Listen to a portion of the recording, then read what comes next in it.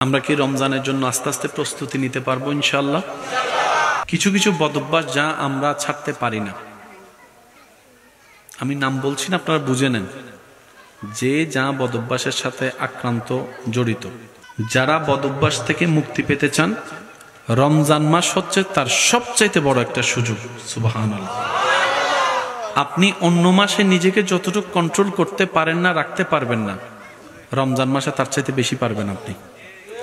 যেমন আমার যে সমস্ত ভাইয়েরা সিগারেট খাওয়া ছাড়া 10টা মিনিট থাকতে পারে না, ওনারাও দেখবেন হাজার কষ্ট হলো রমজান মাসে সিগারেট খাওয়া ছাড়া সবে সাদিক থেকে সূর্যাস্ত পর্যন্ত থাকতে পারে। সুবহানাল্লাহ। যদিও ইফতার খেজুর শরবত মুখে দিতে না দিতেই এটা ভিন্ন বিষয়। তা আমি বলবো আমার ভাই, আপনার পক্ষে যদি অসম্ভবই হতো, তো দুপুর 2টা বাজে না খেয়েছিলেন কিভাবে? 3টা বাজে না খেয়েছিলেন কিভাবে? তার মানে আপনার ভিতরে সেই পাওয়ারটা আল্লাহ দিয়েছেন, আপনি চাইলে থাকতে পারবেন। একটু চেষ্টা করেন। 10 প্যাকেট থেকে তো আর একসাথে একটাতে আসা যায় না। 10 প্যাকেট থেকে 9 প্যাকেট 8 প্যাকেট করুক না, আস্তে ধীরে চেষ্টা করলে আল্লাহ তাআলাও তাকে সাহায্য করবে।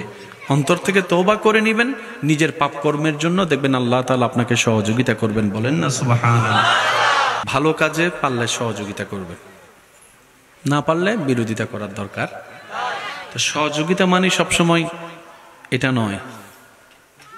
সহযোগিতা মানে সবসময় টাকা। মনে করেন আপনার এলাকার কিছু ছেলেরা মিলে ওই যে চক্ষু ক্যাম্পেইন, রক্ত ডোনেট, তারা ইচ্ছা করছে, আয়োজন করছে। খারাপ কাজ না ভালো কাজ? ভালো কাজ। আপনি রাস্তা দিয়ে যাচ্ছেন, দূর থেকে আপনি বড় ভাই, এই কি রে ছোট ভাই, সব ঠিক আছে নি? এটাও সহযোগিতা। এটাও কি? ছোট ভাইরা যখন দেখবে যে বড় ভাই দাদা নানা ডাক দিয়ে জিজ্ঞেস করতেছে, ওদের মনটা, আমি কি বুঝাতে পারছি কথা?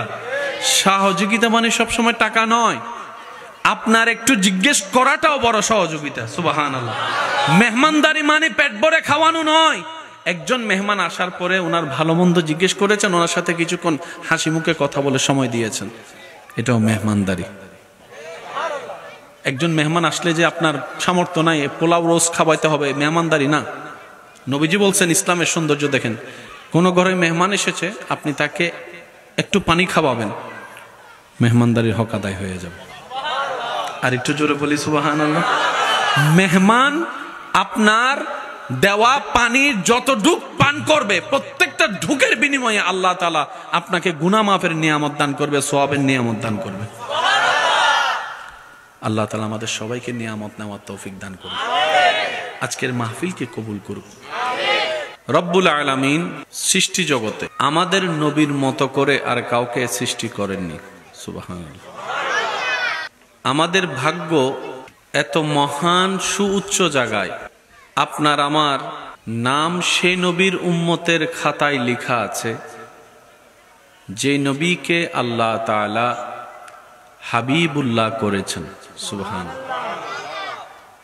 যেই নবীকে আল্লাহ তাআলা নবীদের জগতের, রসুলদের রাজ্যের ইমাম বানিয়েছেন। সুবহানাল্লাহ। যে নবীকে আল্লাহ তাআলা মেরাজের দুলা বানিয়েছেন, যেই নবীকে আল্লাহ তাআলা লাকাদ কানা লাকুম ফি রাসূলিল্লাহি উসওয়াতুন হাসানা, সৃষ্টি জগতে যত কল্যাণকর নিয়ামত, যত নিয়ামত আল্লাহ তাআলা আমাদের নবীর ভিতরে সব ধরনের নিয়ামত দান করেছেন। সুবহানাল্লাহ। চলুন আমরা কিছু শিকার এবং বোঝার চেষ্টা করি। পারবো ইনশাআল্লাহ? ইনশাআল্লাহ। যুবক ভাইদের উদ্দেশ্য বলা, যেভাবে করেন, যেভাবে চলেন, ইসলামের সাথে টাচে থাকার চেষ্টা করব। ইসলামের সাথে সর্বদা টাচে রাখার চেষ্টা করবেন নিজেকে। শক্তি অনেক প্রকার হয়। খাবার না খেলে শরীরে শক্তি কমে। খাবার না খেলে শরীরের শক্তি কমে, এই কথায় কারো কোনো দ্বিমত নাই। একটা হচ্ছে শরীরের শক্তি, একটা হচ্ছে মানসিক শক্তি। যুবকরা একটু আওয়াজ দিবেন। একটা হচ্ছে শরীরের শক্তি, আর একটা হচ্ছে মানসিক শক্তি, আর একটা হচ্ছে ঈমানি শক্তি। সুবহানাল্লাহ। খাবারের সাথে শক্তির যেটা, সেটা শরীরের সম্পর্ক। সুন্দর সুন্দর ভালো মনের মানুষের কথার সাথে মানসিক শক্তির সম্পর্ক। আপনার পাশের মানুষটা যদি আপনাকে উৎসাহ দিতে জানে, কঠিন পরিস্থিতির মধ্যেও টিকে থাকার মতো একটা মানসিক শক্তি আপনার ভিতরে কাজ করবে। এই দুই শক্তি আপনি আশপাশ থেকে নিতে পারবেন, কিন্তু এই শক্তির চাইতেও মহাশক্তি হচ্ছে ঈমানি শক্তি, রুহানি শক্তি। এটা নেওয়া যায় না, এটা অর্জন করে নিতে হয়, রবের দরবার থেকে চেয়ে ভিক্ষা করে নিতে হয়। সুবহানাল্লাহ। আপনি যত নেক আমলের সাথে থাকবেন, তত আপনার রুহানি শক্তি বাড়বে, রুহের খোরাক বাড়বে। যেমন প্রত্যেকটা কিছুর একটা আলাদা খাবার আছে। চোখের খাবার আলাদা, শরীরের খাবার আলাদা, কলবের একটা খাবার আছে। যে কলব, মন অশান্তি বলে আপনি আমি বারবার টেনশন করি, ওই কলবের খাবার হচ্ছে আলা বিযিকরিল্লাহি তাতমাইন্নুল কুলুব। ওই কলবের স্রষ্টার জিকির, স্মরণ, ইয়াদ, হুকুম পালনেই অন্তর প্রশান্তি হয়, তার ক্ষুধা নিবারণ হয়। বলেন সুবহানাল্লাহ। শক্তি কয়েক প্রকার আছে, আমাদের সব প্রকার নিতে হবে, কারণ নিজে বাঁচলেই বাপের নাম। কি বলেন আপনারা? নিজে বাঁচলেই বাপের নাম। এখন আমরা যেখানে আছি এটার নাম দুনিয়া।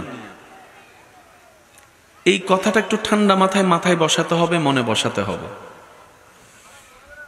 এটা দুনিয়া, এটা জান্নাত নয়। আপনি যেমন চাইবেন তেমন হবে শুধু জান্নাতে। সুবহানাল্লাহ।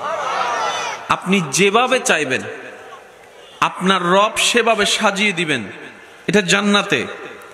আপনি যখন যা খেতে চাইবেন, চাইতে দেরি আপনার সামনে উপস্থিত হতে দেরি হবে না, সেটা এখানে নয়, জান্নাতে।